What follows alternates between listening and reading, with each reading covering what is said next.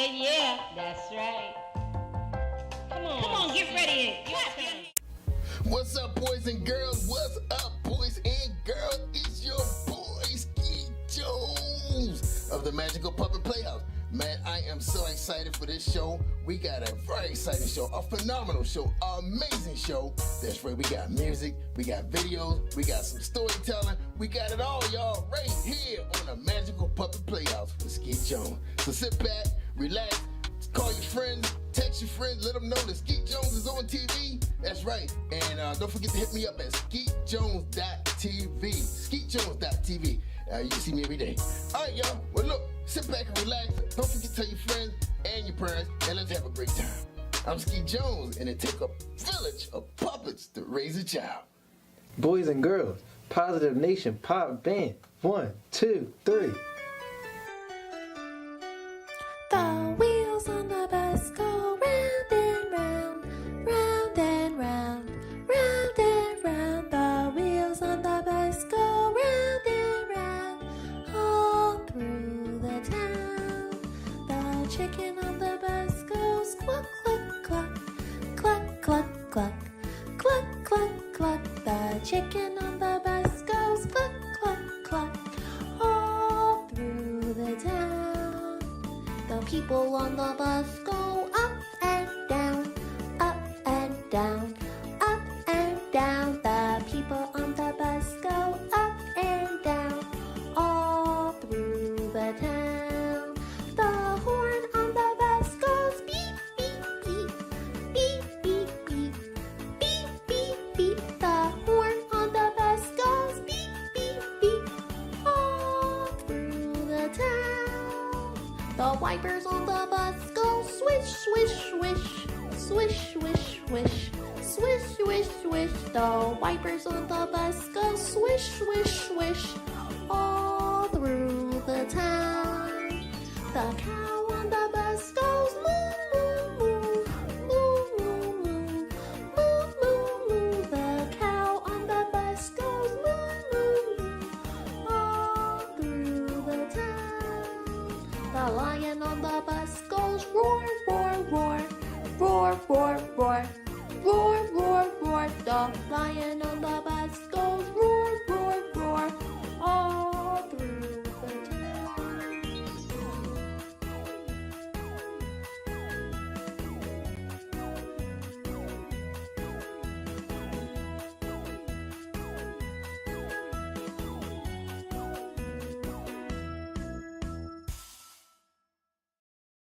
Hello, boys and girls. I'm Skeet Jones, and welcome to my science report and the Magical Puppet Playhouse. Skeet is excited. I have a science report for you guys today, and Skeet is just so excited about this science report.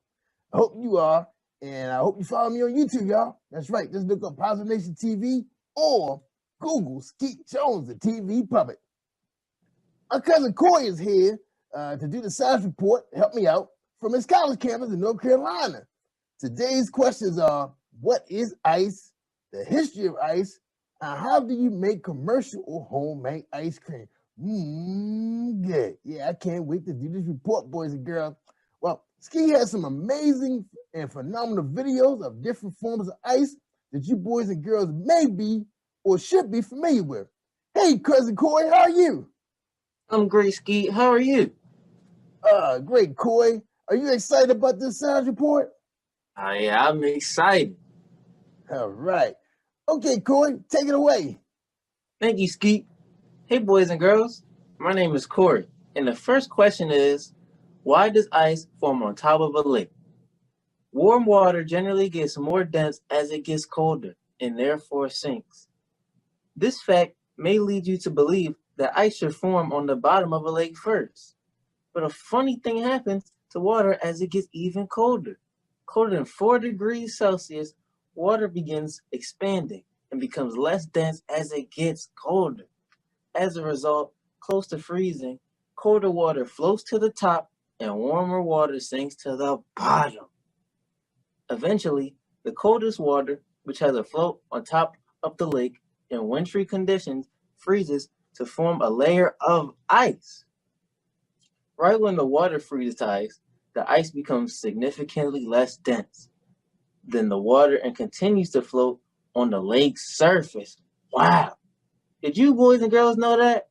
I bet you did. You have excellent science teachers. In addition, boys and girls, in deep lakes, water pressure may also play a role. The gravitational weight of all the water higher up in the lakes pressures down on the water deep in the lake. The pressure allows the water near the bottom of the lake to get cold without expanding and rising. Because of the pressure, the water at the bottom of deep lakes becomes cold without freezing. Deep stuff. Answer to Skeet's science report question was provided by Dr. S. Byer. Second question. Who first made ice? Frederick Tudor. Until 2 centuries ago, ice was just an unfortunate side effect of winter. But in the early 1800s, one man saw dollar signs and frozen ponds. Frederick Tudor not only introduced the world to cold glasses of water on hot summer days. The ancient Egyptians made their own ice. Women placed shallow clay trays of water on straw beds.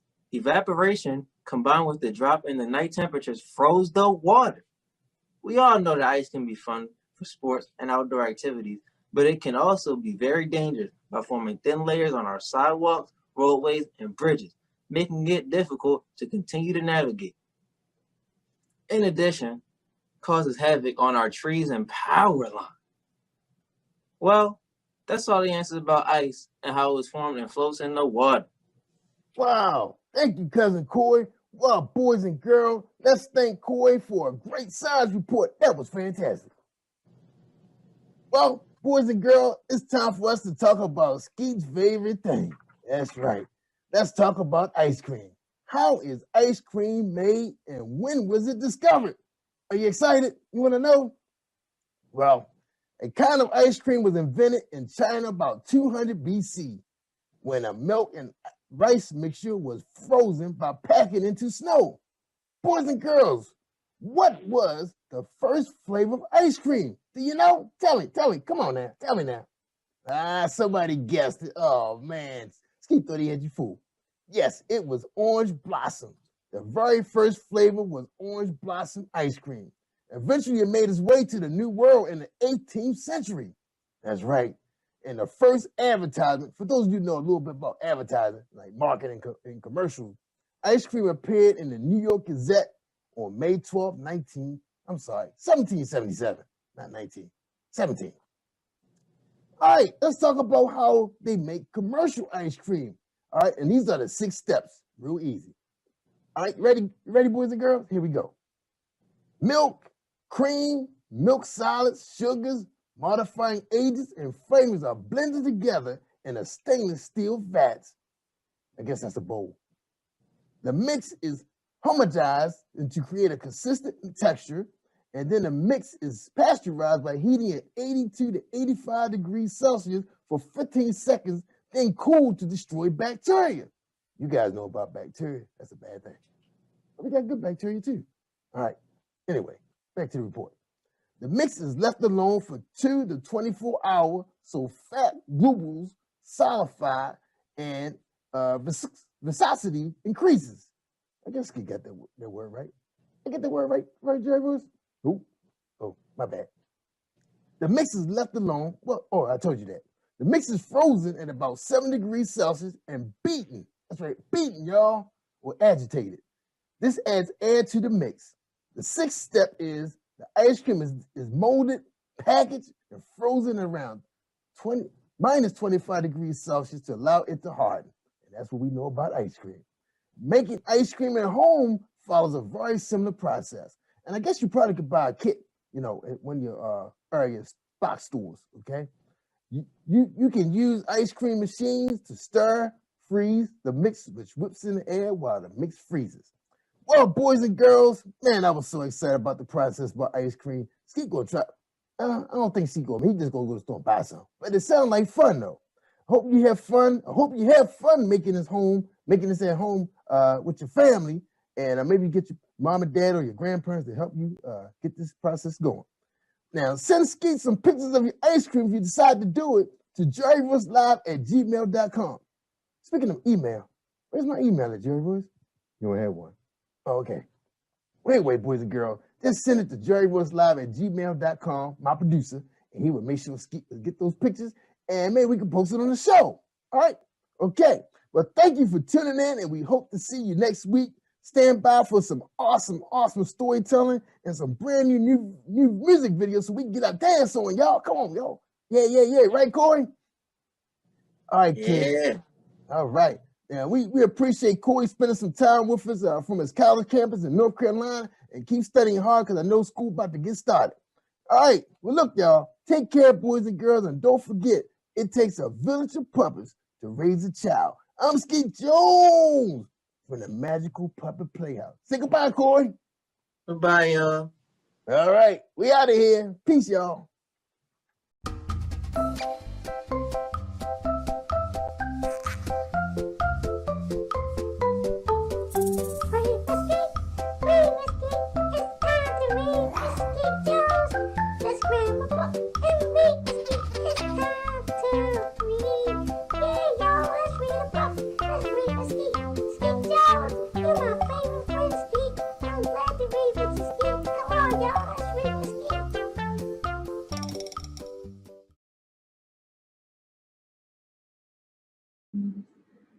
Good morning, kids.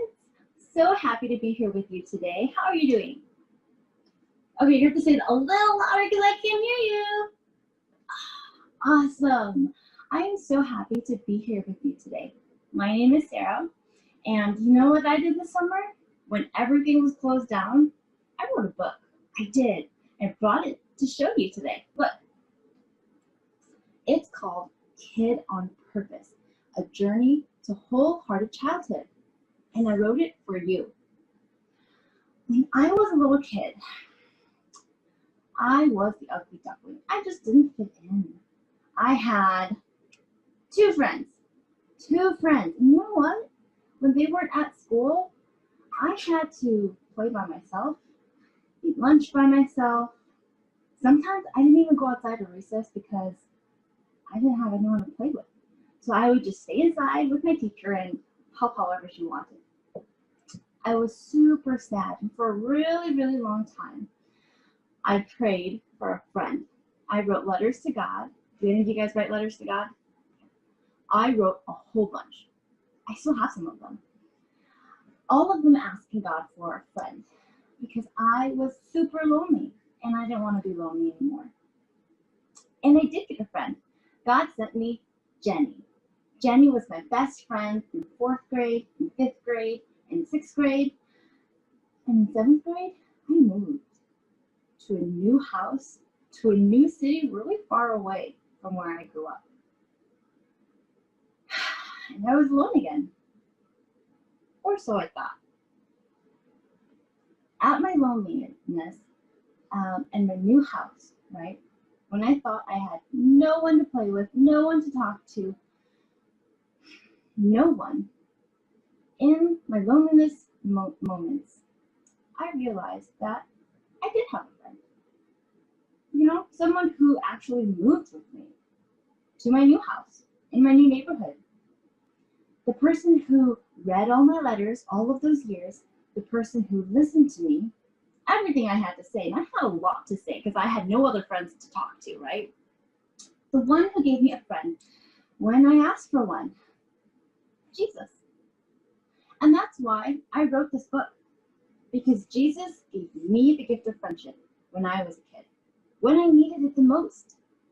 And I want to give you that gift too, the gift of a friendship with Jesus.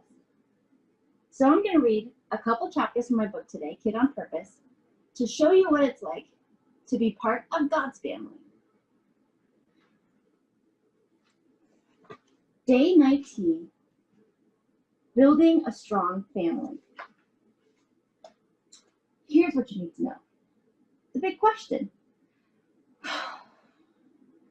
Where do I belong?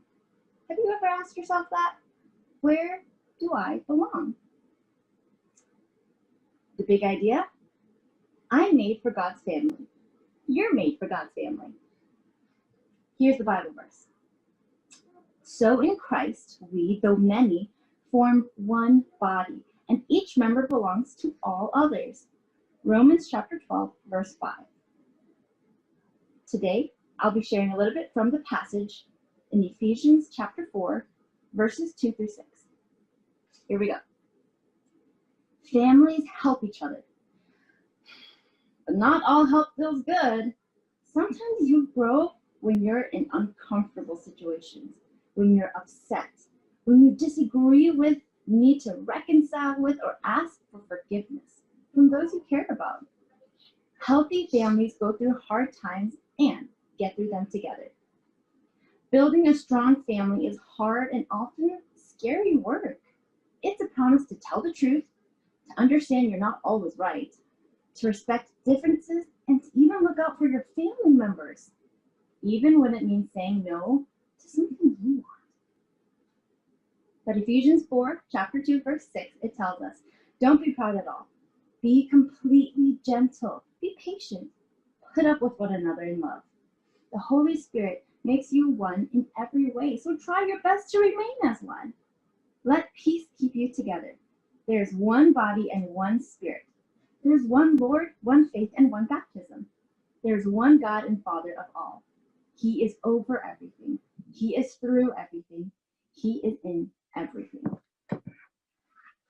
So think about this.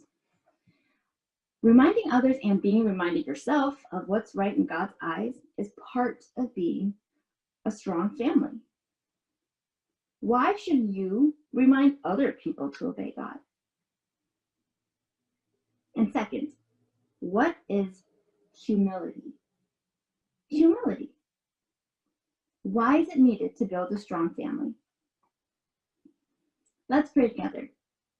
Jesus, your life on earth showed me how to love my family. Love is kind, but it does not let others get away with sin.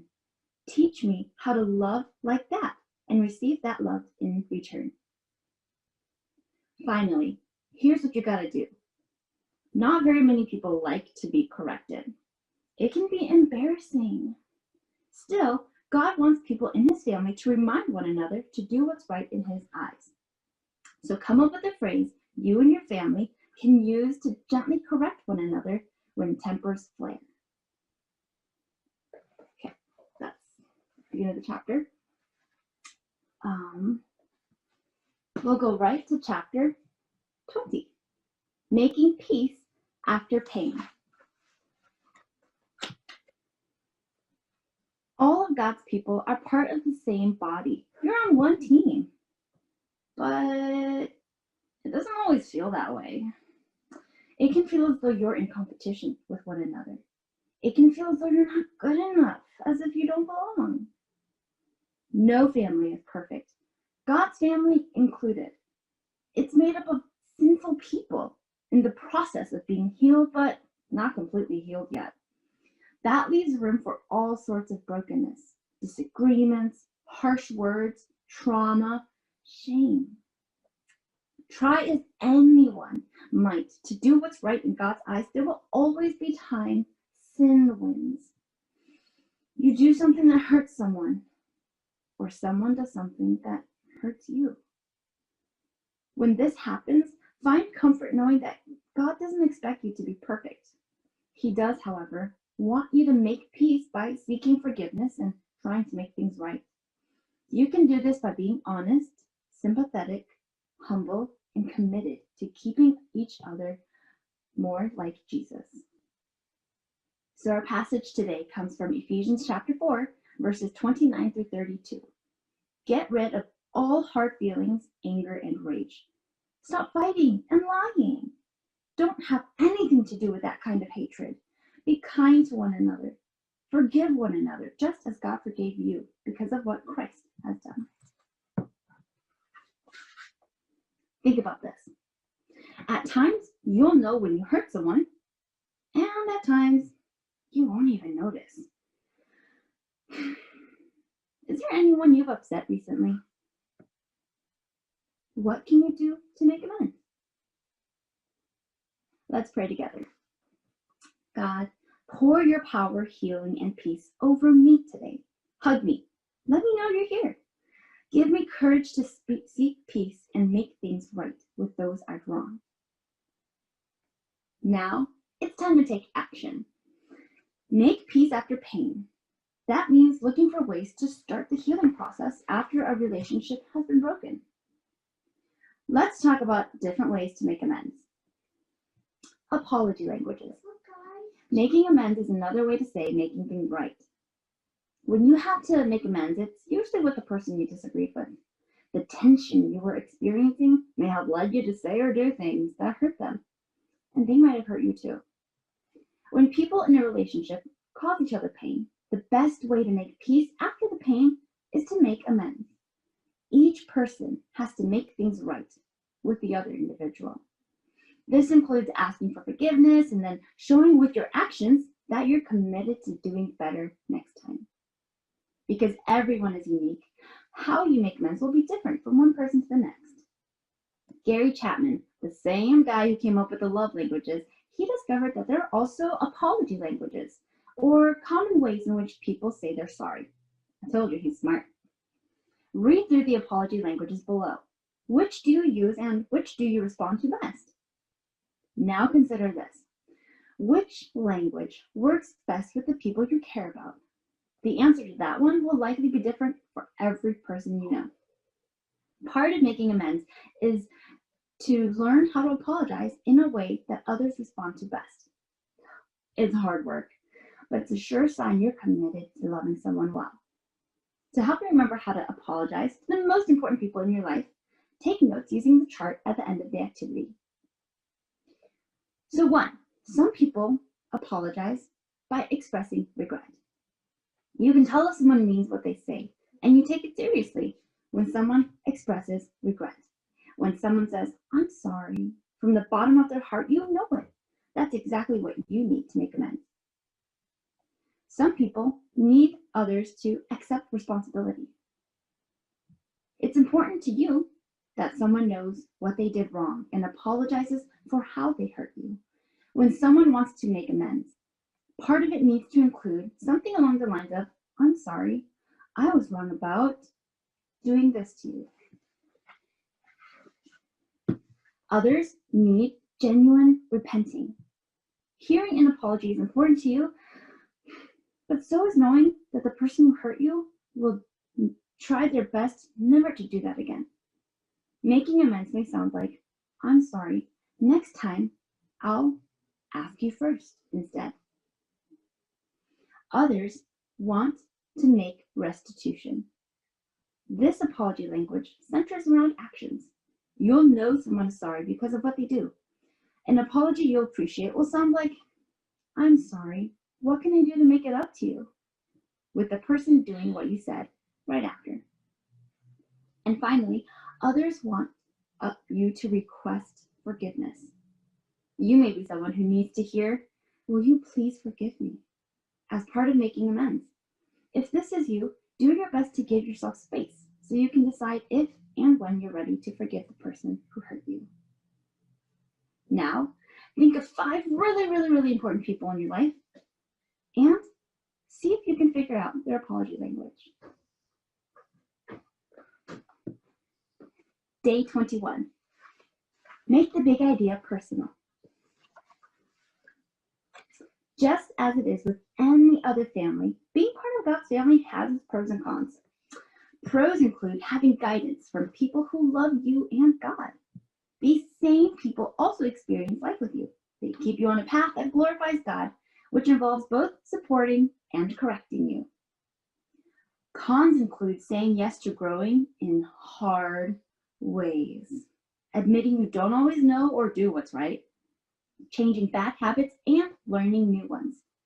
It also means helping others to do the same, which isn't always enjoyable or easy. You might be deserted, teased, rejected by those who don't care about God, including people you love. You may have to distance yourself from them. You might have to stop doing things you enjoy because they don't honor God. Saying yes to joining His family might mean saying no to other people or things you care about. Thankfully, you have siblings in God's family who are going through similar situations and understand what you're going through. In God's family, you are never alone. Think about this. Saying no to people and things you care about is hard. How can you say no to someone who wants you to do something that would hurt God or others? And then, what are some things you might have to say no to? Let's pray together. Until you come back for me, Lord Jesus, there will always be pros and cons to being part of your family. When it gets hard to obey you, remind me to ask for help. When I don't obey, remind me to ask for forgiveness and guidance. Now, let's do something about what we learned. It can be easy to forget that there are people who love God and love you, especially when you feel discouraged or defeated. Complete the My Church family on the next page to see who can help you when you're in need. My Church family. God's family is spread across the world. There are people in hundreds of countries telling others about God's love and inviting them to join his family. Your church family is part of God's family. There are the people you see grow with on a regular basis at church and within the community. Draw or glue a picture of some of your favorite people in your church family. Then answer the questions. You can add more family members on the next page. Now you have space to draw your favorite people or to glue a picture of them here. And then you get to tell me what their name is and how they're important to you. If you liked Growing with Jesus Together, you can find my book, Kid on Purpose, A Journey to Wholehearted Childhood, on my website at Wilderness, WILDERNESS, created, CREATED.com. That is all. Come on with Skeet, we can be free. A place to learn, a place to grow. You can just let go. Let's have a ball, and that is all. I just want you to come and go with Skeet to a place of peace where everybody can turn their dreams into reality. There's no better place to be than with Skeet Jones, yeah. Come on, let's do it. Oh, Skeet, you are just a wonderful, wonderful, wonderful person. And that's why I love hanging with you. So come on, everybody. We hanging with Skeet Jones, Positive Nation TV. Come on.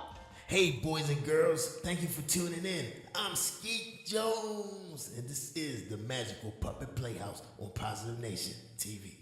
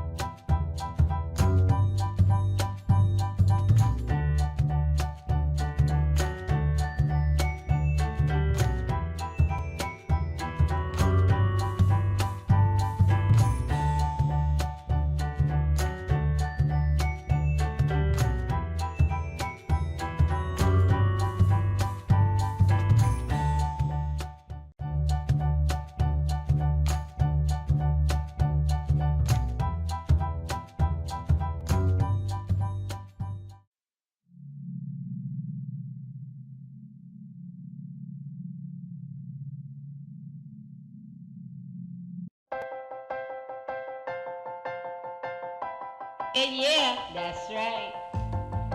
Come on, get ready and clap your hands. Hey, boys, like that. Stand like that. Stomp your feet and clap your hands. Come on. It's time for Skeet Jones. And that is all. Come on with Skeet. We can be free. A place to learn, a place to grow. You can just let go. Let's have a ball. And that is all. I just want you to come and go with Skeet to a place of peace where everybody can turn their dreams into reality. There's no better place to be than with Skeet Jones, yeah. Come on, let's do it. Oh, Skeet, you are just a wonderful, wonderful, wonderful person. And that's why I love hanging with you. So come on, everybody. We hanging with Skeet Jones, Positive Nation TV. Come on. Hey, boys and girls, thank you for tuning in. I'm Skeet Jones, and this is the Magical Puppet Playhouse on Positive Nation TV. What's up, boys and girls? It's your boy, Skeet Jones, from the Magical Puppet Playhouse. Oh, man, I'm so excited today, kids. Well, you know I'm always excited, but I'm really excited today because I want to make an announcement. That's right. Don't forget, guys, we got a brand new segment to my TV show called Read with Skeet. That's right, and we've been meeting some of you guys already. That's right, coming out to my YouTube channel on YouTube for Kids. Just look for Skeet Jones and Positive Nation TV, and you find all my skits. That's right, me and Jerry Wilson is having fun in the studio, cracking jokes. That's right, having fun, chopping it up, just us. And also you can catch my boy, my cousin Coy, too. You know, Coy's in college, so he's not going to always be on the show all the time, but you can catch him sometime on Zoom. But anyway, thank you for tuning in. I hope you enjoyed this show. Don't forget, if you want to read with Skeet, just email me at jerryvoicelive@gmail.com. Right? You got that? Yeah, why am I getting my own email? Never.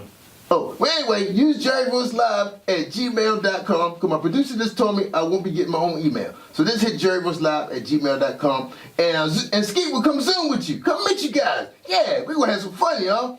Don't forget, y'all, we got some new songs coming and we're going to have a ball. All right, thanks for now, and you guys have a great, great weekend, and I'll see you next week. Enjoy the show. Peace out. All right.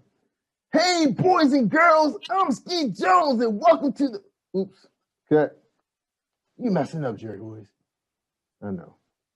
Hey, boys and girls, I'm Skeet Jones, and welcome to the Magical Puppet Playhouse. My cousin Corey is here, and he's in college, and he's here to share another fantastic science report with you. Today, we were presenting a report on the toy ball. That's right, the ball. The ball was inducted to the Toy Hall of Fame in 2009. This report comes from toyhalloffame.org. Hey, cousin Corey, welcome back to the show, cousin. What's up? I'm good, Skeet, and I'm happy to be here and talk about the toy ball. Yeah, man. Oh, Corey, I'm excited, man. Go ahead and take it away. Thank you, Skeet. Hey, boys and girls, what can you do with a ball? Rolling, throwing, kicking, catching, bouncing, and batting. The ball is nearly as old as civilization itself. History abounds with the stories and evidence of ball play. In 1932, Laura and Mary Ingalls played ball with an inflated pig's bladder. Ancient Greek legends played ball, and songwriters Norworth and Tilson scored a hit with 1908's Take Me Out to the Ball Game. Like few other playthings, the ball facilitates and promotes free play among people of all ages. While babies' first toys may be a soft and safe cloth ball, many adults enjoy playing catch with a hard ball. Ball play of every kind is pervasive. Children play with jacks and a ball, kickball at playgrounds, and dodgeball rules the gym class. The ball challenges the abilities of young people and develops physical skills. Later in life, a business person reward for a week's worth may be a round of golf. Or a group of friends may get together annually to watch the Super Bowl and rekindle bonds of friendship. In all these ways and countless more, ball play is here to stay. Let's play ball. Wow. Thank you, Corey. We really appreciate that awesome support. And I hope the boys and girls will get out and play some ball. Man, that was an awesome report, man. If you don't have anyone to play with, just take a small ball and bounce it on the wall, steps, or on the ground. A ball can entertain you for hours. Well, that's the end of our science report with Skeet Jones and my cousin Corey. We hope to see you next week on the Magical Puppet Playhouse with Skeet Jones.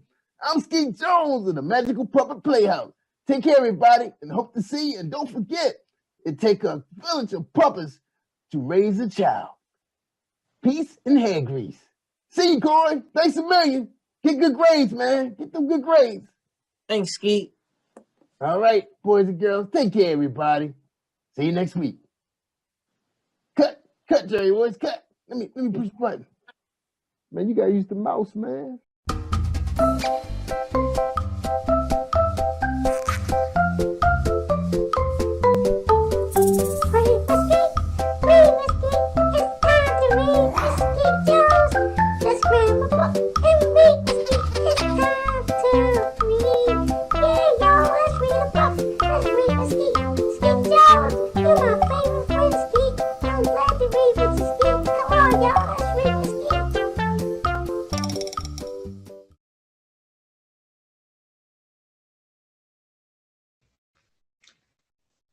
Hello, boys and girls.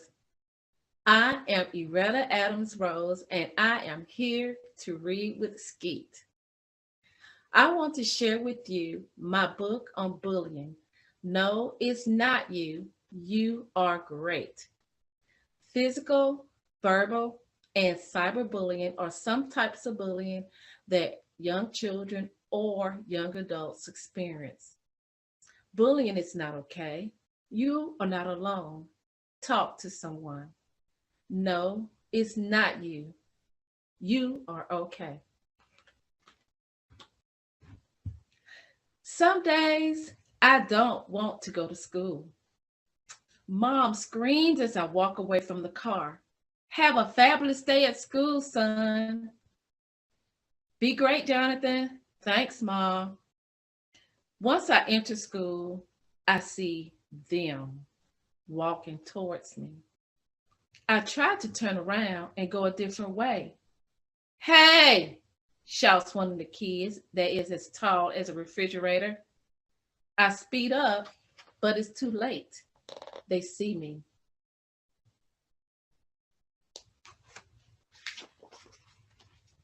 Where do you think you're going? Come here, shouts the fridge. They walks towards me while laughing. I begin walking away, and the fridge runs and grabs my backpack. Stop pushing me. Give me my backpack, I yell. Here's your backpack, the fridge shouts. Next, he throws my backpack down the hall in front of everybody. I am so embarrassed. How would you feel, boys and girls, if that was to happen to you? I'll be waiting for you after school, he shouts. The fridge and his friends walk away laughing. I want to run as far away from this place as I can.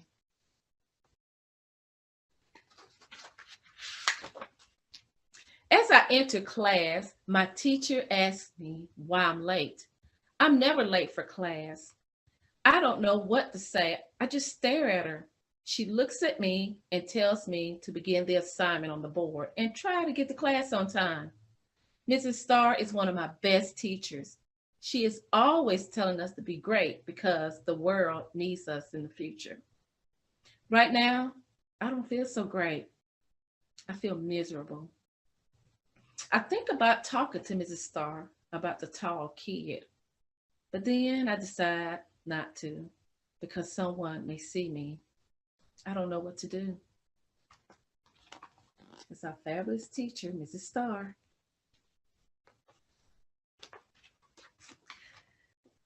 During lunch, I sit with my friends, Maria, Kennedy, and Eric.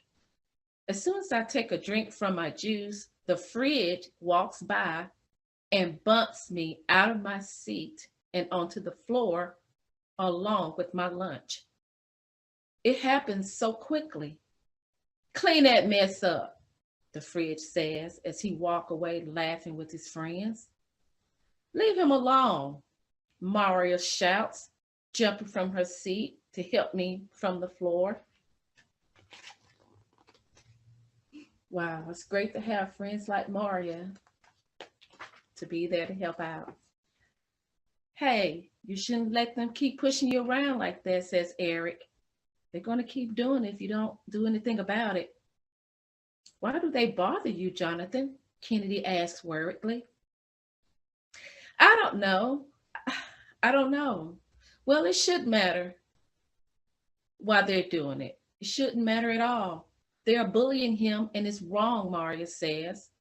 Well, we'll go with you to the office to tell the principal, says Kennedy. Come on, says Eric. It's okay. I'm okay. I don't want to cause any more trouble. It is not okay. You can't keep letting them get away with bullying you, says Maria. I know. I'm all right. I just need to think about it. What is there to think about? We'll go to the office with you and let them know what's happening before it gets worse, Eric says. You really need to tell someone, says Maria. He's afraid, Kennedy says.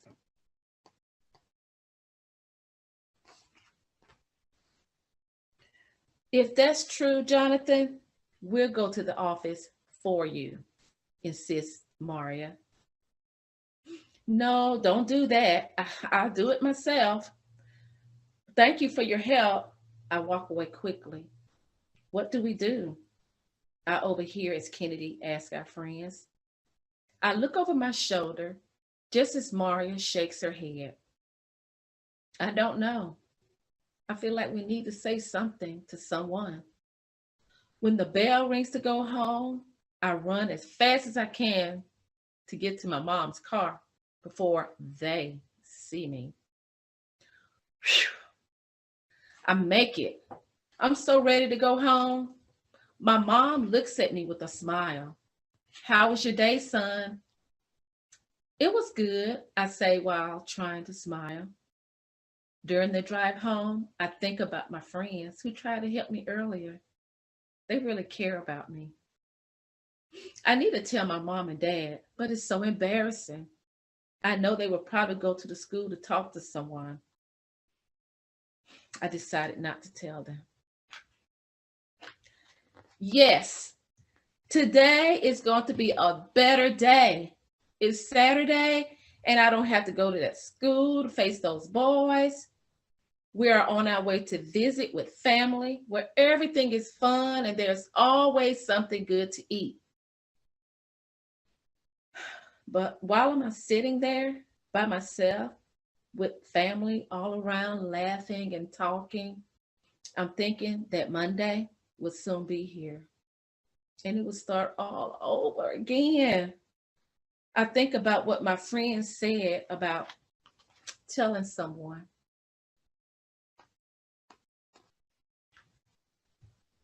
What's wrong, Jonathan? Mom asked. You've been very quiet lately. Oh, nothing's wrong, Mom.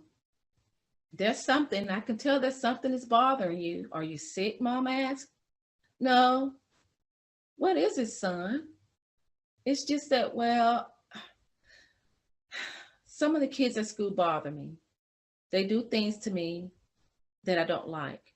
I can't think of a reason why they do it. Who are they? Mom asked. Never mind, Mom. It's no big deal. It's okay.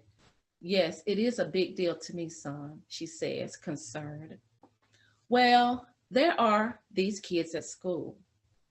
Some of them are in my class. They always have something to try to make me feel bad in front of everyone. It's just about every day. Well, what do you do when that happens? Sometimes I walk away and I try to ignore it. I don't like it. It just makes me so angry. I don't bother anybody. I slumped back in my chair. Do you think it's me, Mom? No, It's not you, it's them, she says. It's them? I ask, confused. Yes, I want you to know that you can talk to your dad and me about anything that bothers or upsets you.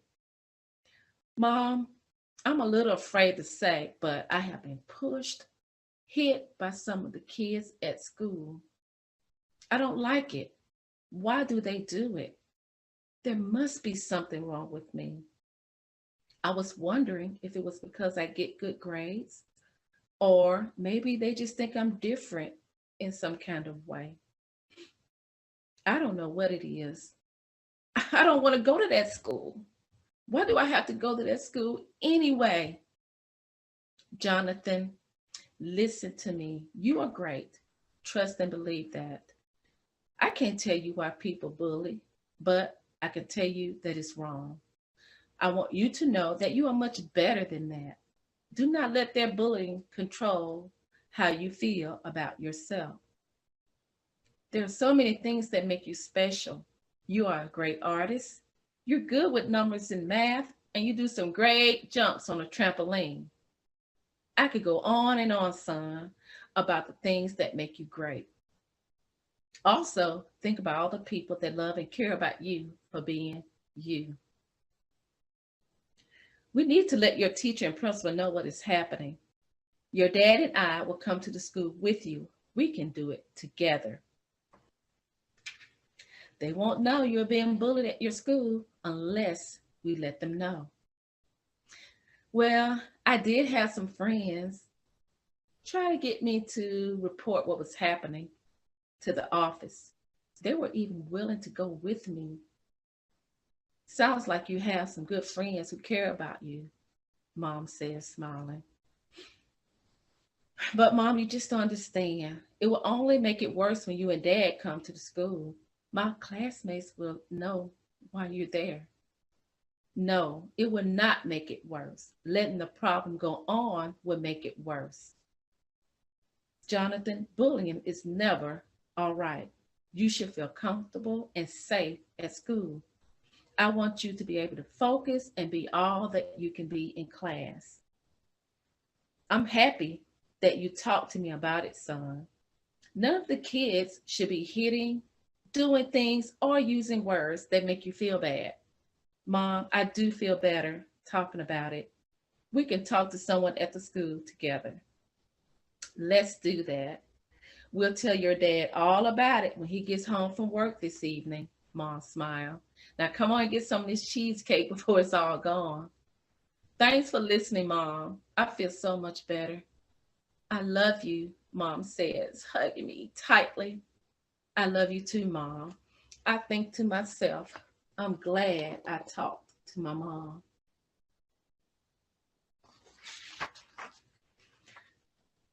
I woke up Monday morning feeling better about going to school. My mom called the principal about meeting to talk about the bullying.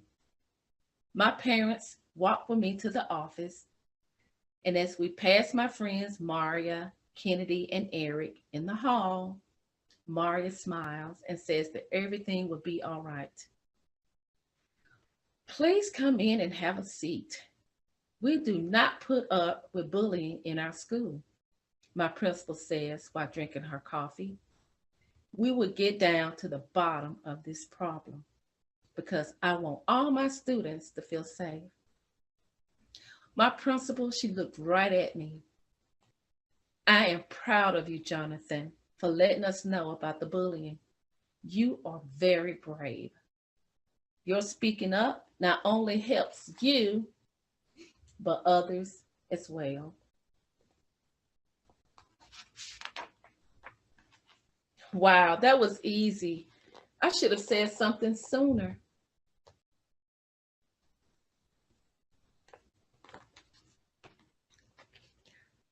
Just like Jonathan, boys and girls, know that you are great. It's not you. Boys and girls, you can find my book, No, It's Not You. You Are Great.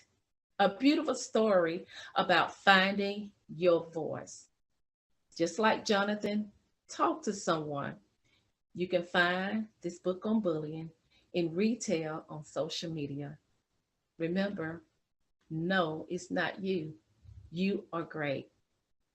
Keep being great and be all that you can be.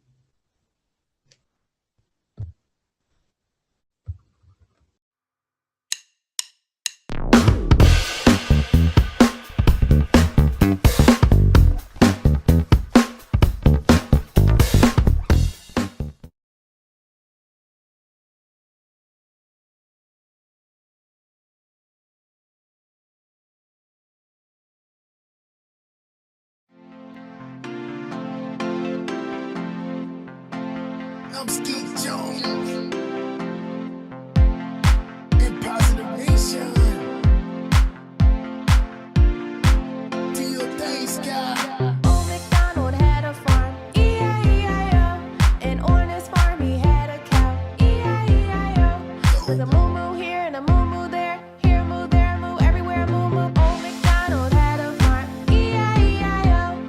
And on his farm he had a pig, E-I-E-I-O. With a oink oink here and a oink oink there, here oink there, oink everywhere, oink oink. Moo-moo here and a moo-moo there, here moo, there moo, everywhere moo-moo. Old MacDonald had a farm, E-I-E-I-O. And on his farm he had a duck, E-I-E-I-O. With a quack quack here and a quack quack there, here quack there quack everywhere quack quack. Oink oink here and a oink oink there, here oink there, oink everywhere, oink oink. Moo moo here and a moo moo there, here moo, there moo, everywhere moo moo. Feel the power. Old MacDonald had a farm, E-I-E-I-O. And on his farm he had a horse, E-I-E-I-O. With a neigh neigh here and a neigh neigh there, here neigh there neigh everywhere neigh neigh. Quack quack here and a quack quack there, here quack there quack everywhere quack quack. Oink oink here and a oink oink there, here oink there, oink everywhere oink oink. Moo moo here and a moo moo there, here moo, there moo, everywhere moo moo. Old MacDonald had a farm, E-I-E-I-O. And on his farm he had a lamb, E-I-E-I-O. With a bad bad here and a bad bad there, here bad there bad, everywhere bad bad. Neigh neigh here and a neigh neigh there, here neigh there neigh, everywhere neigh neigh. Quack quack here and a quack quack there, here quack there quack everywhere quack quack. Oink oink here and a oink oink there, here oink there, oink everywhere oink oink. Moo moo here and a moo moo there, here moo, there moo, everywhere moo moo. Old MacDonald had a farm, E-I-E-I-O. And on his farm he had some chickens, E-I-E-I-O. With a cluck cluck here and a cluck cluck there, here cluck there cluck everywhere cluck cluck. Bad bad here and a bad bad there, here bad there bad, everywhere bad bad. Neigh neigh here and a neigh neigh there, here neigh there neigh, everywhere neigh neigh. Quack quack here and a quack quack there, here quack there quack everywhere quack quack. Oink oink here and a oink oink there, here oink there, oink everywhere oink oink. Moo moo here and a moo moo there, here moo, there moo, everywhere moo moo. Old MacDonald had a farm, E-I-E-I-O. Old MacDonald had a farm, E-I-E-I-O. Oh, this is dope. E-I-E-I-O. I'm Skeet Jones and Positive Nation. E-I-E-I-O.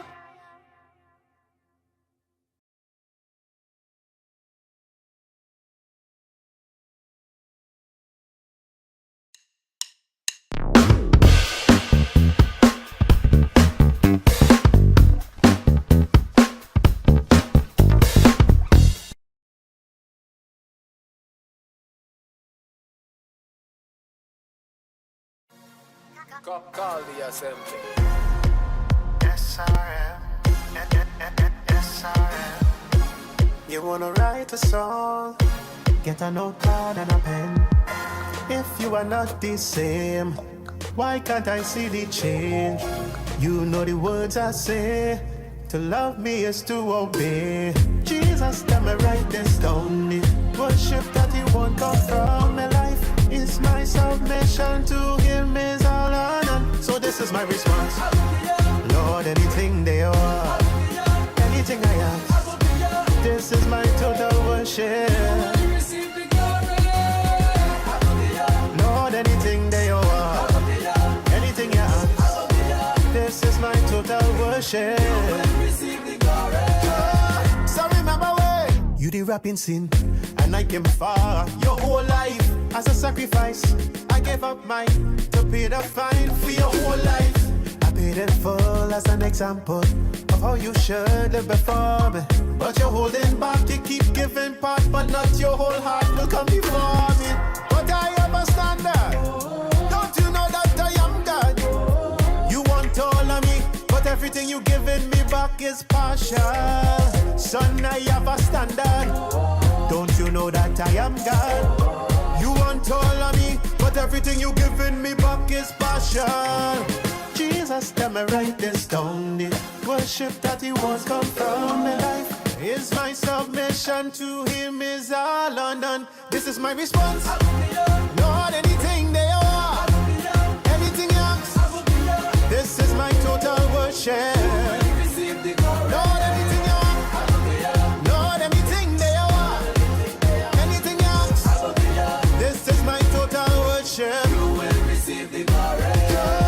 Like you forget, you live in sin, and I came for your whole life as a sacrifice. I gave up mine to pay the fine for your whole life. I paid it full as an example of how you should live before me, but you're holding back, holding back. But I am a standard. Don't you know that I am God? You want all of me, but everything you giving me back is partial. Son, I am a standard. Don't you know that I am God?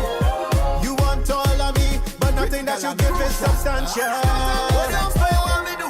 To let you know me want all of you. You are live on Blessing Street, but you now want pass, but no obedience avenue. Jealous God now mix me up like a calling.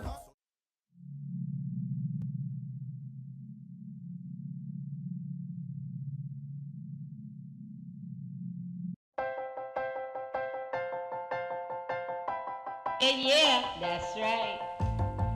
Come on, get ready and clap your hands. Hey, boys, like that. Stand just up. Like that. Stomp your feet and clap your hands. Come on. It's time for Skeet Jones. And the puppet. And that is all. Come on with Skeet. We can be free. A place to learn, a place to grow. You can just let go. Let's have them all. And that is all. I just want you to come and go with Skeet to a place of peace where everybody can turn their dreams into reality. There's no better place to be than with Skeet Jones, yeah. Come on, let's do it. Oh, Skeet, you are just a wonderful, wonderful, wonderful person. And that's why I love hanging with you.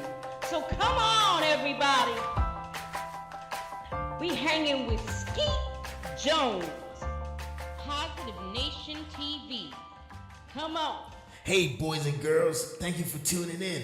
I'm Skeet Jones, and this is the Magical Puppet Playhouse on Positive Nation TV.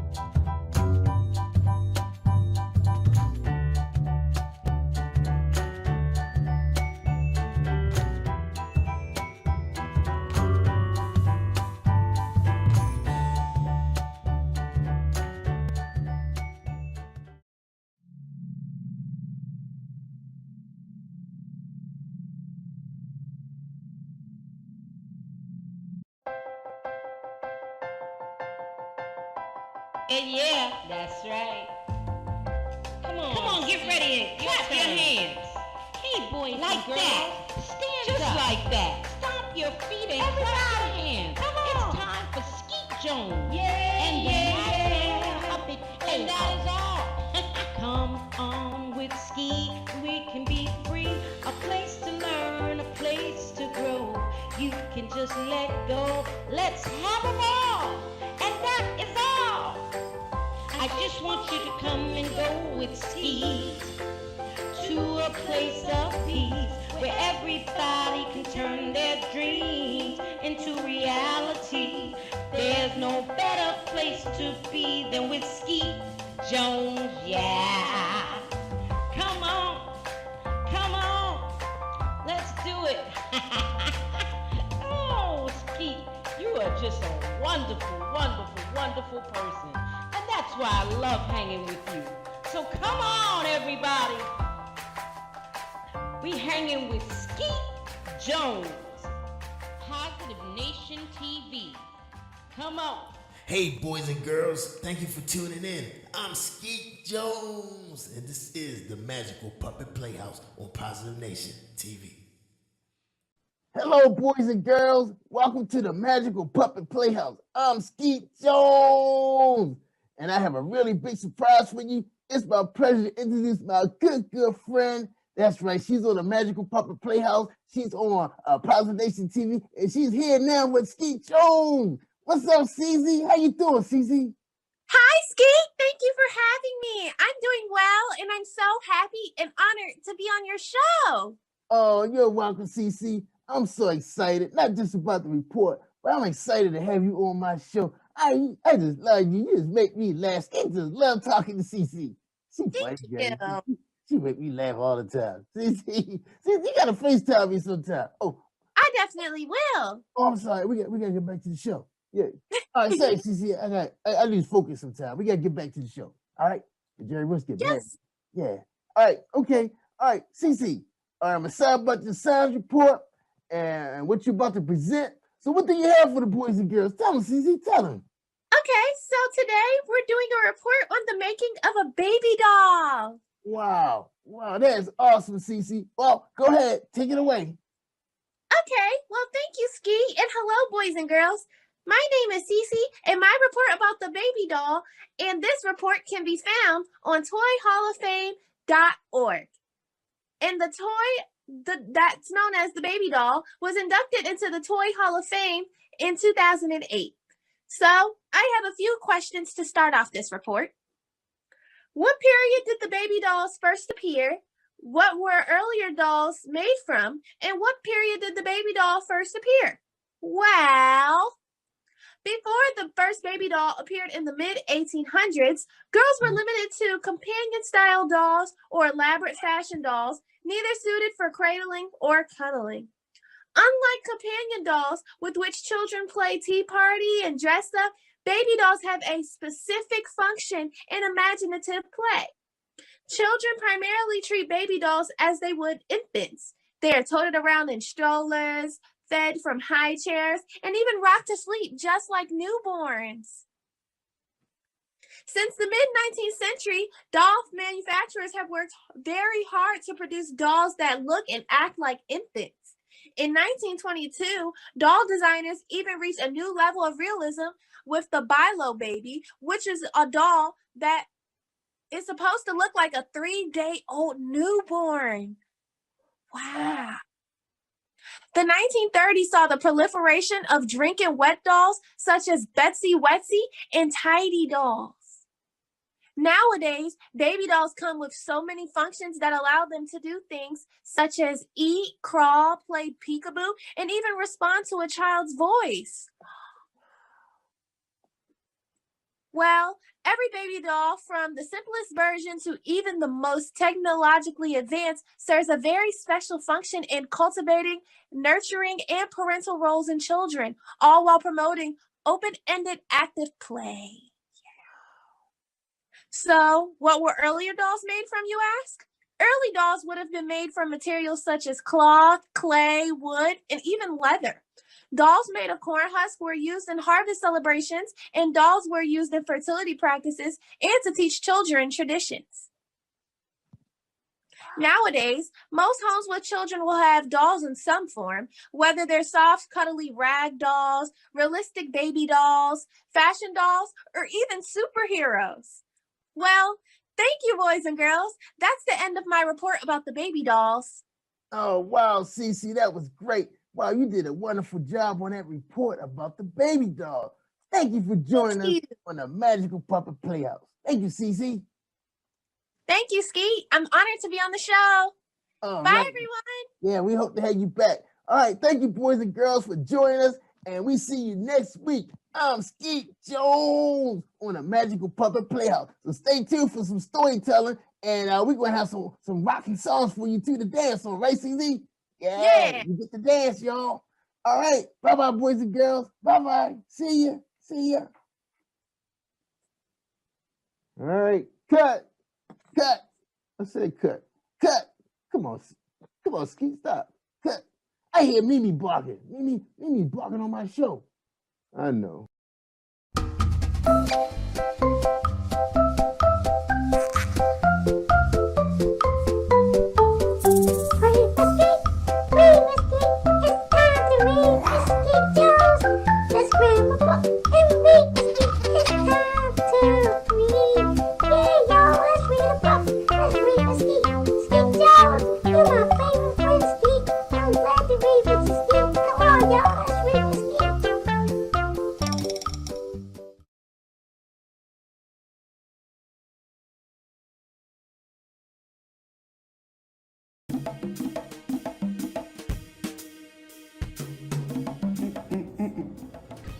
What's up?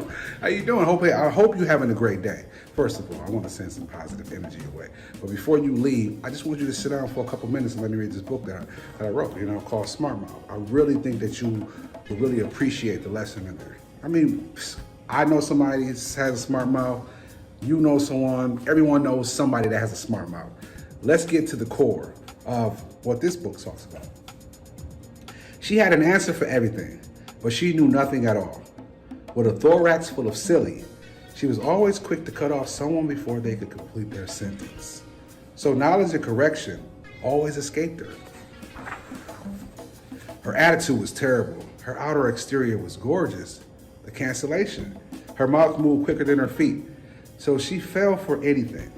The falling of a nation. She had a boyfriend and a girlfriend, one to talk slick to and the other to gossip to. It was very seldom that she actually had a conversation with herself. She just loved the sound of her own voice. She even worshiped the ground that she stood on. One day she went by her grandmother's house, and as I stood face to face, her mouth interrupted her ears. So grandma's words had fallen short. Too knowledgeable to be educated, too opinionated to be corrected. What a waste. The smart mouth kept cruising through life with little regard. It was one early Friday morning that changed the world of Smart Mouth. Coming out of her home, she saw the ambulance across the street. Ooh, lights, crowds, and panic surrounded the home that she recognized very well. It was her grandmother's house. Smart Mouth began to panic. This was an emotion that she was not used to feeling. She floated across the street in a cloud of worry. No one spoke to Smart Mouth. Her presence made others uncomfortable. Her reputation had preceded her. And in this sad moment, she realized how much her smart mouth had worked against her. Her grandmother had passed away. No one gave emotional support to Smart Mouth. She had given others such a hard time, and the damage had already been done. The dark cloud that had followed her all her life had finally shown itself. Always arguing and in conflict, in loneliness is where she evaluated her ignorance. Reminiscing on the last time she had seen her grandmother, sadly, she could not even remember her grandmother's words. This was because her mouth interrupted. In her desert place, she tossed around in a bed full of sorrow. Teary-eyed and frustrated, she fell into a deep sleep, and she heard a voice. Come to me, all who are weary and burdened, and I will give you rest. Take my yoke upon you and learn from me, for I am gentle and humble in heart, and you will find rest for your souls. For my yoke is easy and my burden is light. Smart Mouth questioned, who are you? I'm quite sure that you don't like me, just like everybody else I encounter. But the voice assured her that it was the voice of Jesus. and he sure loved her. Smart Mouth felt peace as she rested in the presence of the Lord.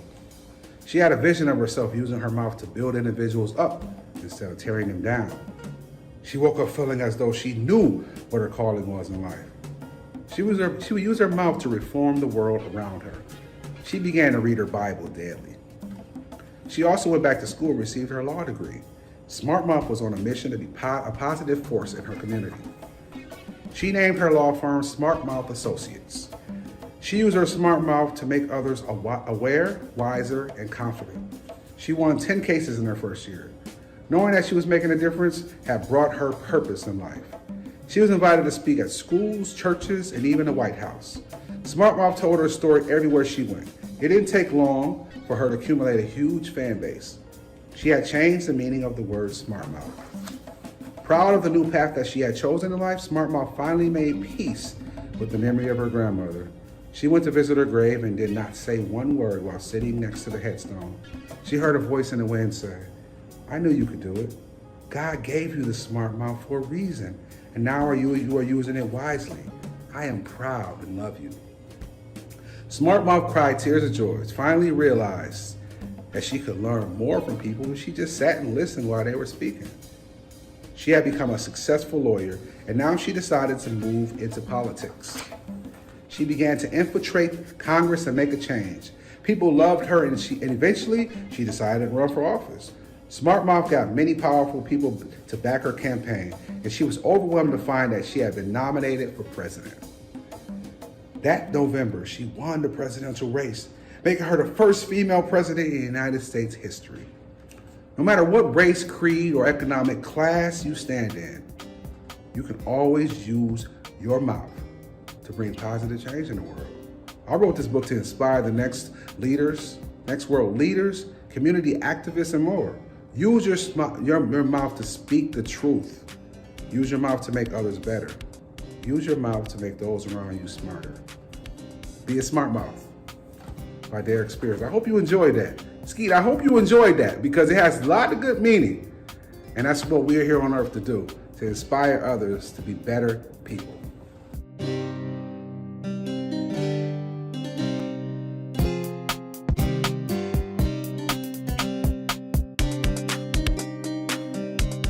What's up, boys and girls? What's up? It's me, Skeet Jones of the Magical Puppet Playhouse. And this episode is Read with Skeet.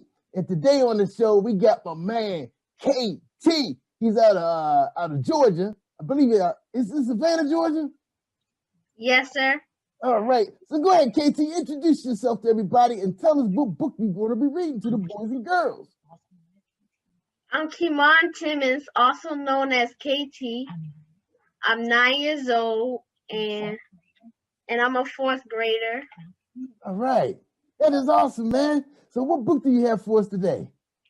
My book that I'm going to be reading today is called The Little Engine That Could. Wow, man, that's a good one. I can't wait to hear the story. All right, well, we ready when you are. I'm ready. All right, let's get them, man. Ready? Go ahead. You can read. Okay. The Little Engine That Could, as told by Olive Beaupre Miller. Once there was a little train of cars. She was flying across the country with a load of Christmas toys for the children who lived way over on the other side of the mountain. Her wheels went around very fast, squealing along the track. Choo choo, choo choo, choo choo. She was happy because she was carrying that load of toys for the children, and she had just time enough to get to the end of her journey before the last Christmas shopping. But all of a sudden, bang! Right at the foot of the mountain, the little engine broke down. Chug, chug, squeak! The wheels slid along the track and then stood perfectly still. She couldn't go an inch farther. And how in the world could she ever get across the mountains. Now in time for the children's Christmas. Rag dolls, paper dolls, China dolls, little toy wagons and carts, doll houses and Noah's Arks, tops and bats and balls. Were they all to stay there useless and the children on the other side to go without them? For Christmas, the little train felt very sad as they stood there hoping for help. She suddenly toot, toot, toot. Along came a great strong engine, all finely cleaned up and shining with his number plate scored and bright. He had just finished his working of pulling a fine long passenger train with sleeping cars and dining cars. That was something to do. He was puffing and blowing with pride. "Oh, big, big engine," cried the train while her cars all joined in the chorus. "Will you please take us over the mountain? Our engine has broken down, and we're loaded with Christmas toys for the children on the other side. Will you help us? Help us! Help us!" But the great big passenger engine blew off steam with a shriek. He puffed himself up with pride. He made himself look very huge. "It's not my business," he roared, "to pull such a little nobody. I pull much finer trains with sleeping cars and a dining car. I can't be bothered with you." Puff, puff, ding dong, woohoo! And he switched himself round on a side track, past the poor little train of cars, and soon left her helpless far behind. Well, the little train of cars felt sad, but he should never left off hoping that someone would come to help her. Pretty soon, toot toot, along came a great strong freight engine. He had just pulled a freight train over the top of the mountain and was on his way back to the roundhouse to take a little rest. But the train was called to his engine to wow. Her cars all joined and in his chorus. "Oh, big, big engine, please will you take us over the mountain? Our engine has broken down and we're loaded with Christmas toys for the children. On the other side, will you help us? Help us, help us, help us!" But the big freight engine snorted. He snorted and puffed and puffed. He sit up out of the smokestack a shower of angry sparks. "I've done enough work for today." "Yes, sir," he hissed. "I'm off for a little rest." "I've done enough," said "Done enough. I've done enough, enough, and enough." And he switched himself round on the sidetrack past the poor little train of cars and soon left her helpless far behind. Well, the little train of cars now felt very, very, very sad. But she never left off hoping that someone would come to help her.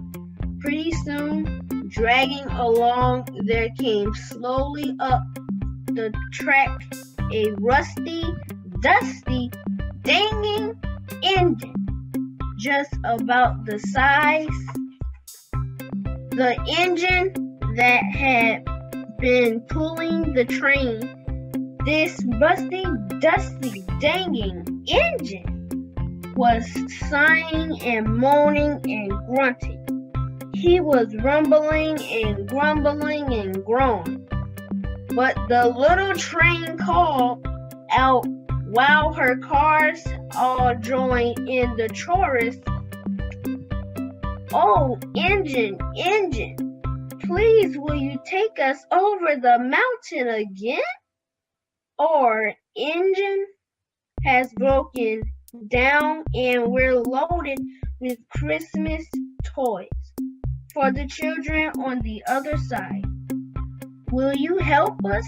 Help us! Help us! Then the rusty, dusty, danging engine groaned and grunted and grumbled. I never could pull you. I couldn't have the strength. No, no, I never could. I never could. I never could and I never could. And I shouldn't have. And he dragged himself round on the sidetrack past the poor little train of cars and soon left her helpless far behind. Well, the little train of cars now felt very, very, very sad, yet still she never stopped hoping that someone would come to help her. So after a long, long, long time, along came a little small engine. So very small it seemed useless to ask her for help. Yet she had one bright, lovely eye shining out in her head, and she was humming and hurrying, whistling and ringing. Her bell is the very way, so the little train cried out while her cars and all joined the chorus. Little engine, please, could you take us over the mountain? Our engine has broken down and we're loaded with Christmas toys for the children on the other side. Can you help us? Help us! Help us! Now the little small engine had never been far away from the freight yard. She had spent all of her days in switching, but think of all those children without their Christmas toys. She couldn't let the train stand still, and the children had no toys for Christmas. So she started to chug up steam, and she answered. Then she came straight up to the train, cut, hold, started, pull. She tugged and she tugged and pulled. And pretty soon, ding dong, puff puff, chug chug, the train of cars began to move slowly. The train began to move, and the little small engine kept rolling and rolling, tugging and tanging and pulling. And as she tugged, she kept puffing slowly, very slowly. I think I can. Steadily, she gained speed, and now she puffs out faster. I think I can. But and by. She ran steadily, smoothly up the track, and then she puffed very fast. I think I can. I think I can. At least at last. And at last she reached the top of the mountain. She stood on top of the world. She climbed that big, long slope. She done it. She done it. She done it. Hooray! And there, way down below, lay the city where the children lived to whom she was bury the toys.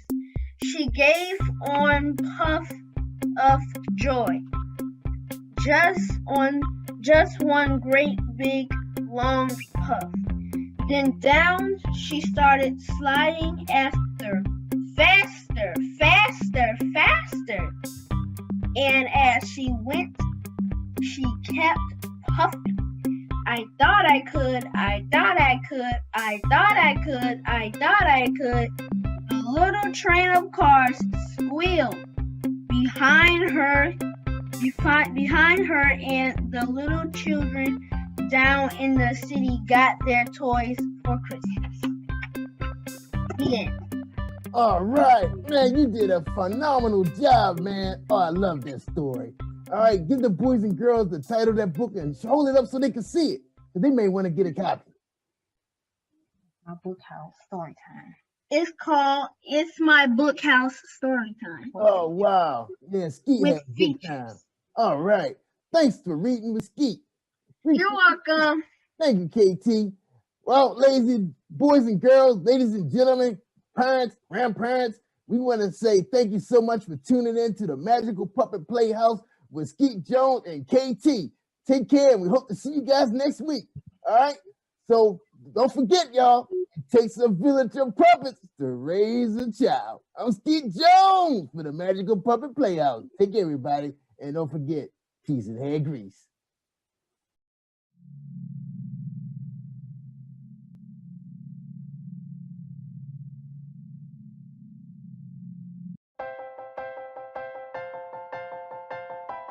Yeah, that's right. Come on, get ready and clap your hands. Hey, boys like and girls, that.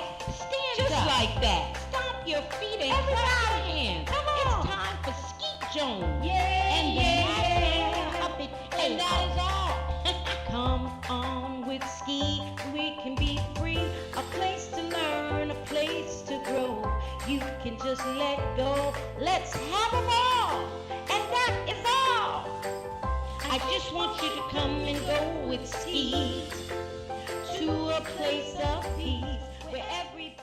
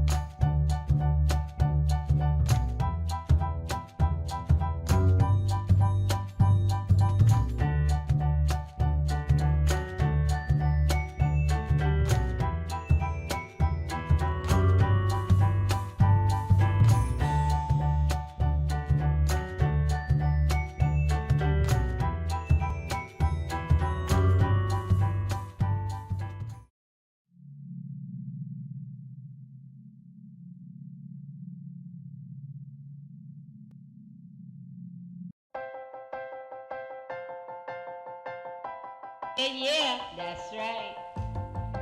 Come on, Say it. Clap your hands. Hey, boys like and girls. That. Stand just up. Like that. Stomp your feet and clap your hands. Come on. It's time for Skeet Jones. And the puppet. And that is all. Come on with Skeet. We can be free. A place to learn, a place to grow. You can just let go. Let's have them all. And that is all. I just want you to come and go with Skeet to a place of peace where everybody can turn their dreams into reality. There's no better place to be than with Skeet Jones, yeah. Come on, let's do it. Oh, Skeet, you are just a wonderful, wonderful, wonderful person. And that's why I love hanging with you. So come on, everybody. We hanging with Skeet Jones. Positive Nation TV. Come on.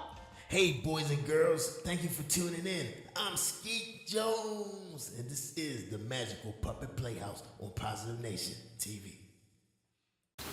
What's up, boys and girls? What's up, boys and girls? It's me, your boy, Skeet Jones of the Magical Puppet Playhouse. Welcome to the Playhouse, y'all. And Skeet is here to cover Science Kids Talk. That's right. But before we do that, I want to tell you guys we got an incredible show. We got a storyteller going to be here.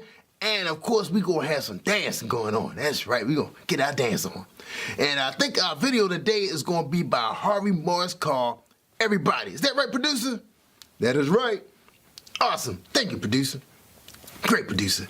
So anyway, Skeet is ready to talk about his science report. I am so excited about this science report because Skeet is really, really, really fond of these type of animals. That's right. I love me some turtles, and I wish I could have me a turtle, boys and girls.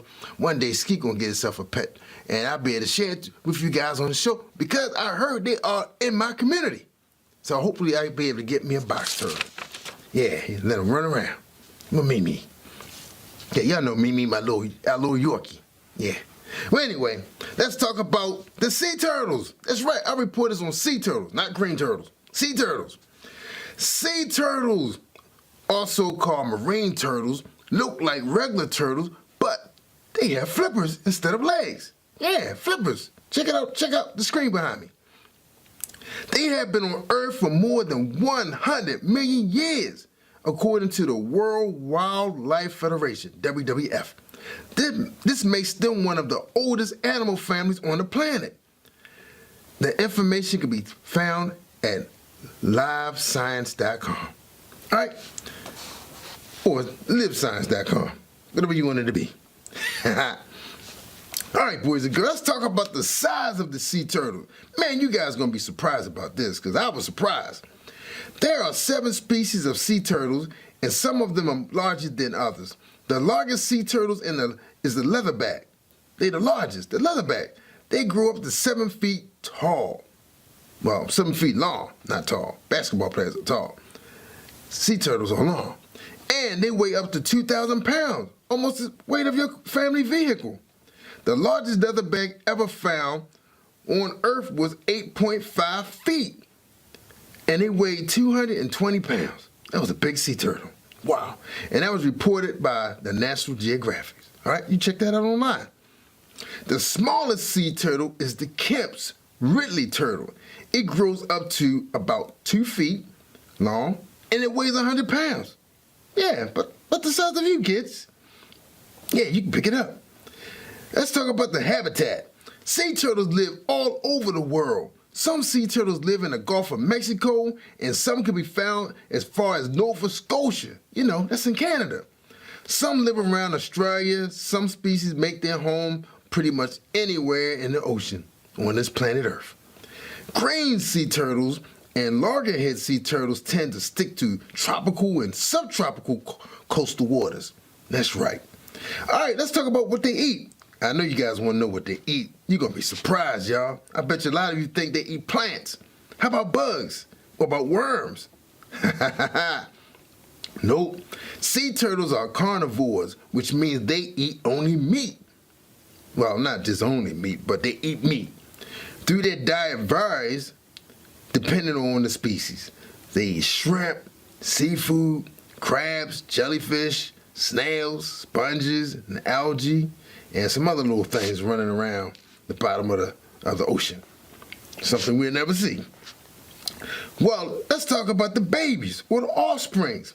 Sea turtles lay their eggs in bunches, which science people call clutch. The temperature of the sand determines the sex of the turtle, whether it's going to be a boy or a girl. If the sand is below 85 degrees, which is, wow, that's great weather, that means it's going to be mostly males. But if the temperature is above 85, meaning it's going to be super hot, the eggs will mostly be females. And that's something. I mean, females can take some heat in the kitchen. Don't tell your mother I said that. Well, let's talk about the clutch. The clutch may have 70 to 190 eggs in it. The clutch is laid in a hole dug by the mother. Once the eggs are laid, she covers them with the sand and goes back into the sea. She never sees her babies again. She never sits around and watches them hatch. As soon as the eggs hatch, the babies start digging out of the hole. This process can take them up to a week. Once they're free, the baby turtles hurry to the sea. They may never see their mother or father in their lifetime, which means it could vary from 30 to 100 years, depending on the species. Wow, that is sad. They never see their parents. Yeah, and they gotta hurry up because if they don't, they can get eaten up by the birds. Them seagulls, you've seen them hanging around eating trash and stuff. Well, let's talk a little bit about conservation. According to the conservation, the status, sea turtles they've been categorized either as vulnerable or critically endangered by the International Union for Conservation of Nature's Red List. That means they in trouble. They in trouble, y'all. And according to the Defenders, a wildlife organization, oil spills, habit changes caused by artificial lighting, habitat loss due to coastal development, or capturing commercial fisheries, getting entangled in marine debris, human poaching, and beach driving, like those jet skis, are some of the biggest dangers to sea turtles. And some other facts about the sea turtle, and I'm almost finished, boys and girls. I know y'all like this report. Sea turtles can stay underwater up to 5 hours. Man, we can't even stay more than 5 minutes. Humans. Find out who broke the record. You get a chance, Google it. Leatherback sea turtles has been recorded swimming as fast as 22 miles per hour. Man, that is fast. Can you guys swim that fast? I bet you can. No, you can't. If you could, you'd be in the Olympics. The Olympic swim team. All right, let me get back to my report. Loggerhead sea turtles drink salt water, and they excrete the excess salt through their glands by their eyes, which makes it look like they're crying. Look like they're crying. Young flatback sea turtles sleep on the surface of the water. I guess they be hiding out from the sharks or something, or the whales, so they don't get smashed. So anyway, boys and girls, that is the end of Skeet's report. I hope you enjoyed it. I really want me a turtle. I heard they're so easy to care for, and they mostly sleep all through the winter. That's right, if you live on the East Coast. Well, anyway, boys and girls, it's time for us to have some fun. It's time to hear some storytelling. Skeet is excited because I just love to hear me some great stories. And we got some great storytellers on Positive Nation TV. All right? So anyway, I hope you guys get a chance to stick around so we can check out Harvey Moore's video called Everybody So We Can Dance. And I know some of you probably have seen it before, but it's a great, great video. So we're going to hang around and hopefully we got enough time we be able to play it. But look, I hope to see you guys for episode 11. Tell all your friends, and my website going to be up real soon. I'm going to give it to you right now. It's called SkeetJones.tv. SkeetJones.tv. So check it out.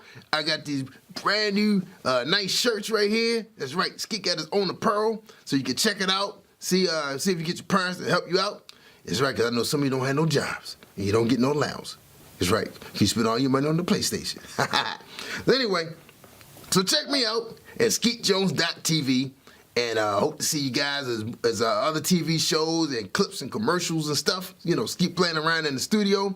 And I got some other good news too, y'all. Skeet and Corey is putting the band together. That's right, the band is getting together. I know I said getting back together because we only had one video. But we're going to be getting together playing you guys some music on this show. That's right. Because we're going to change the format up just a little bit, make it way more exciting. That's right. Skeet going to make exciting because we're going to be playing some music for you guys. We're going to have some fun. That's right. We want this to be fun. That's right. The Skeet is airing all over the country now, and we want all the boys and girls to have fun. But at the same time, we want you guys to learn something. All right. Well, look, I got to get out of here, y'all. I'm Skeet Jones of the Magical Puppet Playhouse. See you guys soon. Peace out. And don't forget, it takes a village of puppets to raise a kid.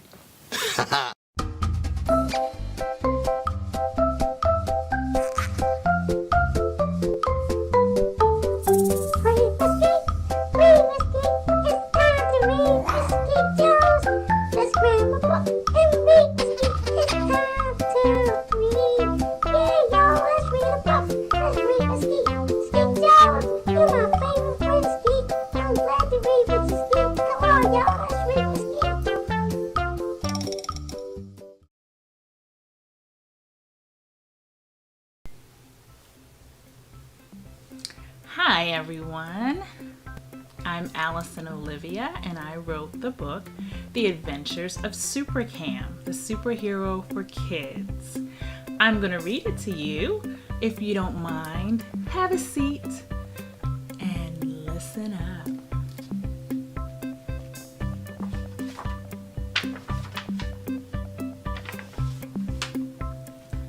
When Cam was born, his parents knew he had special powers.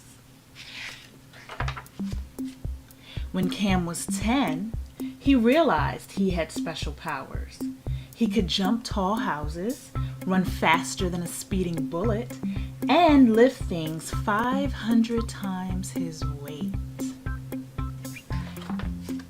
Cam's mother made him promise to keep his powers a secret and only use them to help people. Cam was always looking for someone to help. Help! Help! They stole my tablet. Don't worry, I'll get it back. But they are much bigger than you. Don't worry, I'll handle it.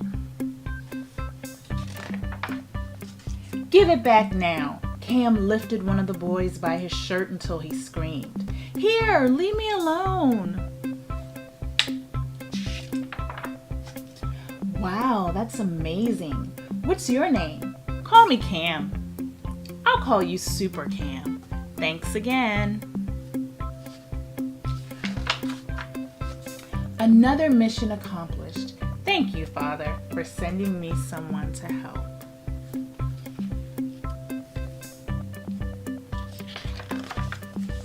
Mom, can I go outside? Did you finish your homework? Cam finished his homework in a matter of seconds. Yes, ma'am. Okay, don't stay out too long. Cam noticed a girl crying on the sidewalk near his house. Are you okay? Yeah, it's just this stupid cast on my leg. None of the kids will play with me.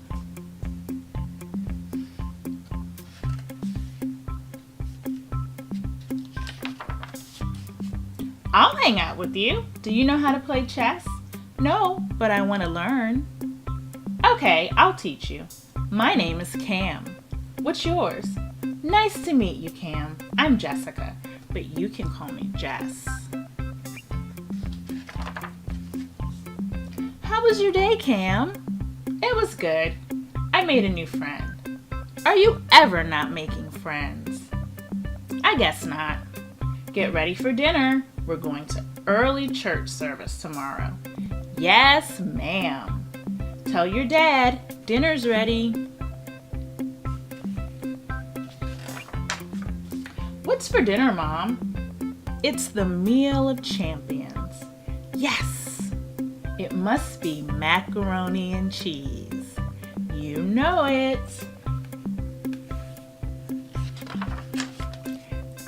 The end. Thanks so much for joining me for this bedtime reading of Super Cam. The Adventures of Super Cam, the superhero for kids.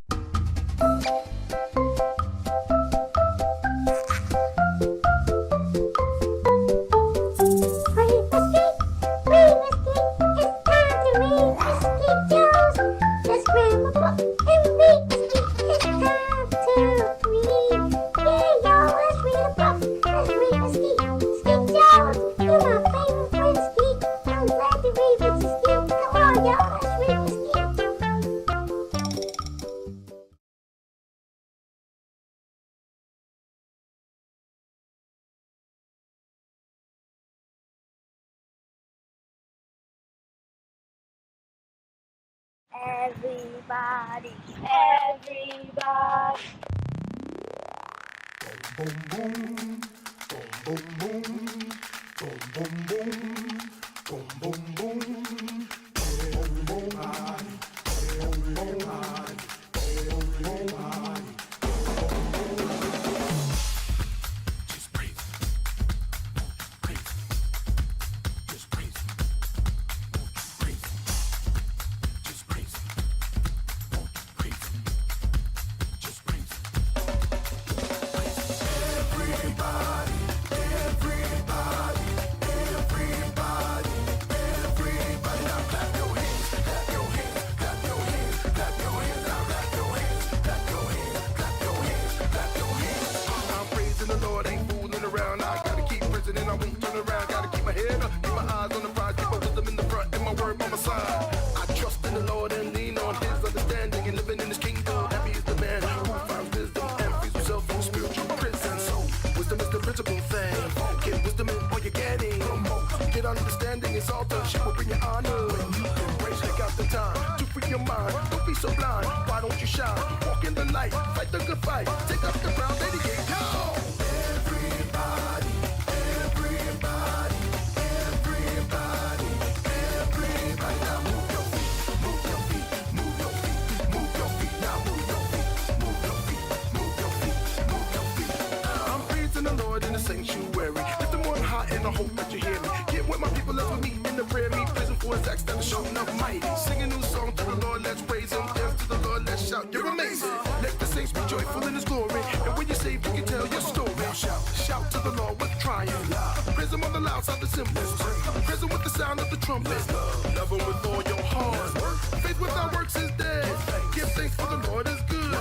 And it will be given to you because praising the Lord is what we love to do. Everybody, everybody, everybody, everybody. Now praise the Lord, praise the Lord, praise the Lord, praise the Lord. Now praise the Lord, praise the Lord, praise the Lord, praise the Lord. I'm thankful for what you give me and the way that you got me living. With your grace and your mercy and your power and your might and the love that you never stop giving. Heaven and earth will pass away, but your word will always stay. No matter how I've been down, you always seem to make a way. Everybody, everybody, everybody, everybody. Now praise the Lord, praise the Lord, praise the Lord, praise the Lord. Now praise the Lord, praise the Lord, praise the Lord, praise the Lord. Get your praise on, get your praise, get your praise on, praise on, get your praise on, get your praise, get your praise on, get it, get your praise on, get your praise, get your praise on, praise on, get your praise on, get it, get your praise on, praise. Everybody, everybody, everybody, everybody. Now get your praise on, get your praise, get your praise on, praise on, get your praise on, get your praise, get your praise on, get it, get your praise on, get your praise, get your praise on, praise on, get your praise on, get it, get your praise on, praise. Everybody, everybody, everybody, everybody. Now clap your hands, stomp your feet, shake your hips and bob your head.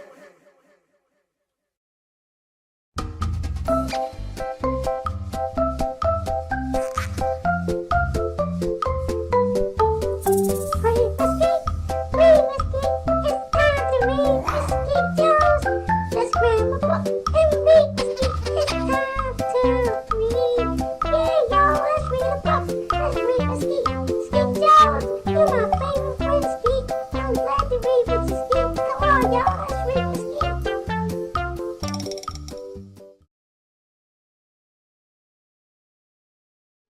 Hi everybody, my name is Diana Lee Santamaria and I'm the author of a bilingual book series entitled Dealey's World. Today I'm going to be reading from one of my books entitled Dealey's Outdoor Countdown, and the author is me with illustrations by Aubrey Fajardo.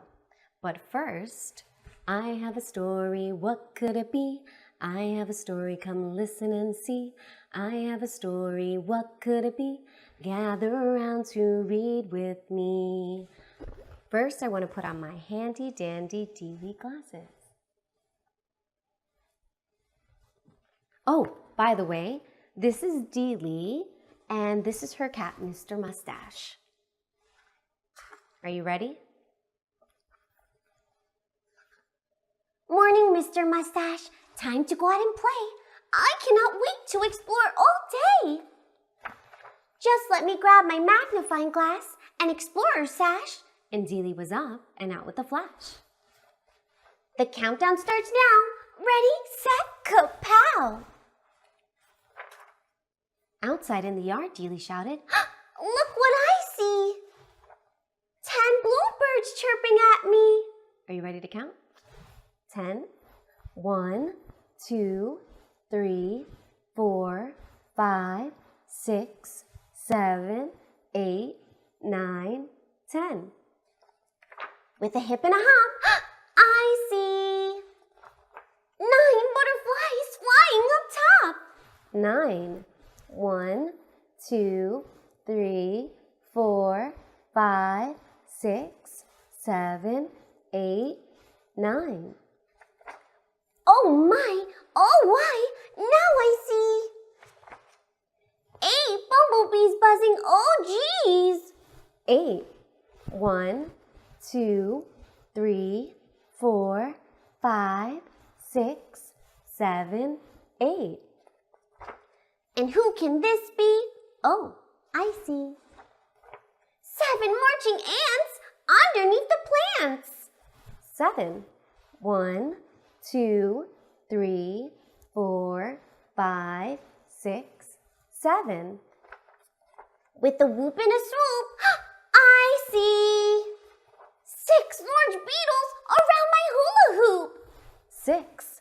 1, 2, 3, 4, 5, 6. With a skip and a stop, I see 5 small snails on the garbage pails. 5. 1, 2, 3, 4, 5. I wonder what I'll find next. Oh, I see 4 leapfrogs jumping on some logs. 1, 2, 3, 4. As I whirl and I swirl, I see 3 baby squirrels. Oh, how I love to twirl. 3. 1, 2, 3. And high in the sky, I see 2 fireflies shining as bright as my eyes. 2. 1, 2. With a turn of my head, I see 1 daddy waving, Dealey, time for bed. 1, 1. The end. Thank you everybody for listening to Dealey's Outdoor Countdown. If you would like to hear more information about my books, check out dealeysworld.com for that. You know, we got to get this thing together here. I know what you're talking about. We got to let them know that they got to give God the praise. Got to do that. All they got to do is get up and get their praise on. Right here. Praise the Lord, come to me dance. Come praise the Lord, clap your hands. If you believe He made you free, just move your feet to the beat. Come praise the Lord and sing your song. Come praise the Lord, everyone. If you believe He made you free, just move your feet to the beat. When I think about all you done for me, when I think about your love that made me free, when I think about it, I just wave my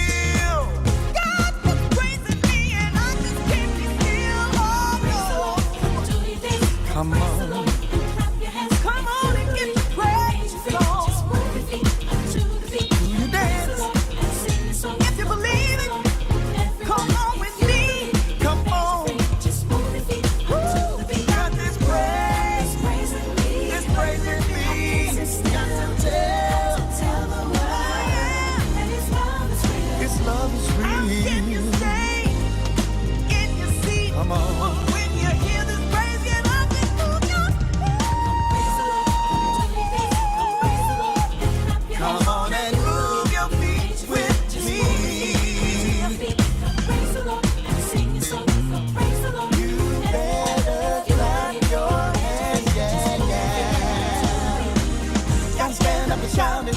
Tell the world all about it. Gotta stand up and shout it.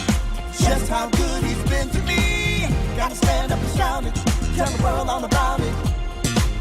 Gotta stand up and shout it. Just how good he's been to me. Clap your hands. Come on. Do your dance. Clap your hands. Come on. Get your praise on. Come on and praise him. Come on and get your praise on. Come on. You gotta get up. Come on and get your praise on. Everybody get on your feet. Just shout 'cause he made you free. Everybody get on your feet. Just shout 'cause he made you free. Oh yeah. Get on your feet. Just shout 'cause he made you free. I wanna dance. I wanna sing. Lift up my hands. I got to shout. Move your feet. I wanna sing. Come on and sing.